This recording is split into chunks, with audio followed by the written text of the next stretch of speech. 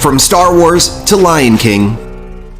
To more Star Wars, to another Lion King. 45 years of summer blockbusters can all be traced back to a dreamer and his malfunctioning mechanical shark friend. You're gonna need a bigger boat. We break down how Jaws set the standard for the summer blockbuster, how the formula was perfected over the next decade, and how Hollywood has kept serving up echoes of that winning summer blockbuster blueprint.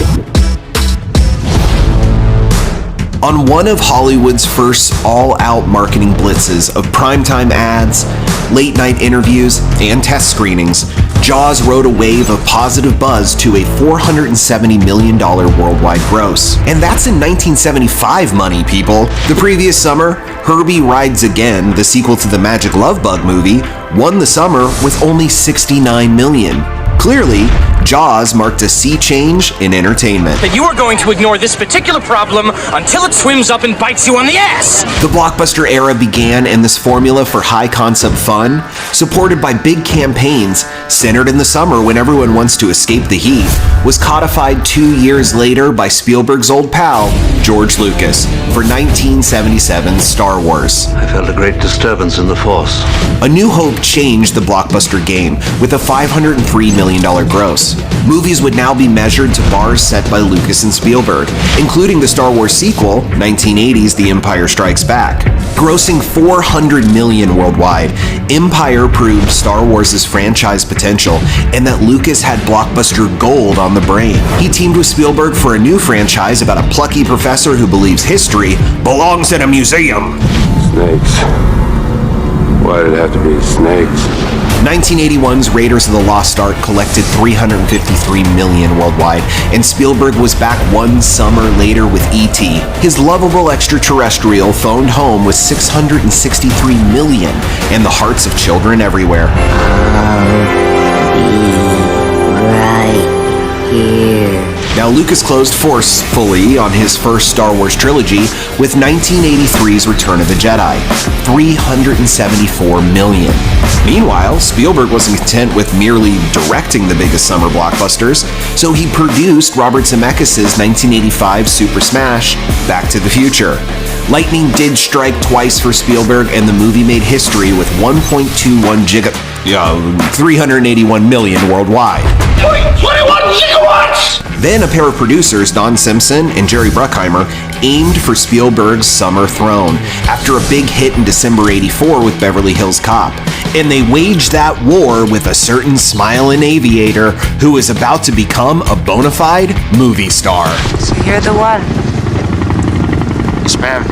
Tom Cruise soared with Top Gun to $353 million worldwide, and he's still flashing those pearly whites 3 decades later. In fact, a Top Gun sequel should have satisfied our need for speed in summer 2020, but it was postponed because of the coronavirus pandemic. I have to admit, I wasn't expecting an invitation back. We'll see you soon, Maverick.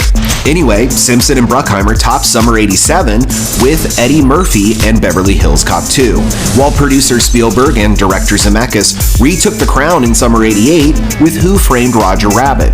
But it was a dark horse, or shall we say Dark Knight, who bataranged out of the pages of DC to a record-breaking $411 million opening in summer '89. I'm Batman.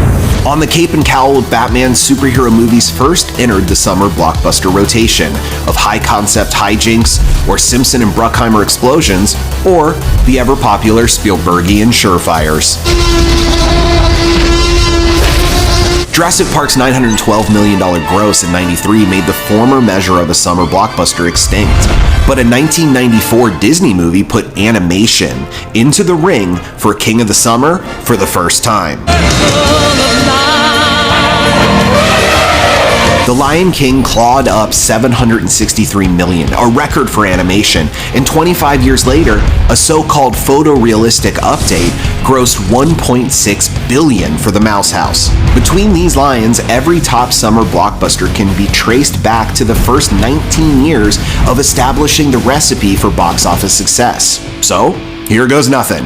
Welcome to Earth. 1996's high-concept hijinks of Independence Day make Will Smith a star for 97's Men in Black, produced by Spielberg, who was back in the director's chair for the 1998 summer topper, Saving Private Ryan, before he cleared the stage for his pal George Lucas and the return of Star Wars in 1999's Episode 1, The Phantom Menace. Now this is pod racing.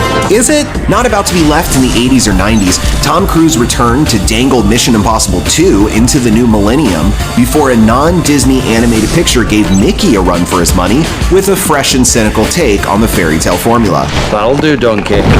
That'll do. After Shrek, animation, Sam Raimi's spin on Spider-Man is the toast of 2002, superhero, while Finding Nemo, animation, swam to the top of summer 03, before Shrek, even more animation, returned for a second adventure in 2004.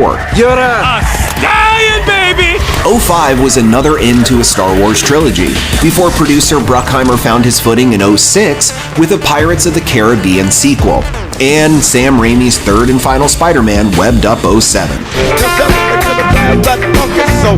The Dark Knight from 89, 92, 95, and 05 was back in 08, and well, The Dark Knight. Spielberg put punching robots atop 09 with Transformers 2, before animation won summer 2010 with Toy Story 3. So long, partner. 2011's Harry Potter finale seemed like an outlier, but hey, aren't wizards superheroes?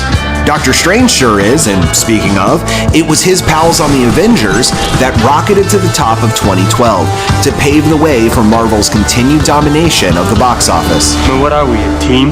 2013 and 2014 went to Marvel superheroes, while 2015's Jurassic World proves Spielberg and his dinosaurs were far from extinct. 2016 was a win for animation, 2017 for a certain superheroine, and 2018 combined the two for Incredibles 2. I'll be back before the previews are over. 2019's The Lion King was our last summer blockbuster, for now. But you can bet that some combination of Bruckheimer or Spielberg, cartoons or superheroes, or maybe it's the one where Tom Cruise literally goes into space, will be back on top come summer 2021. One of life's mysteries, sir. You said it.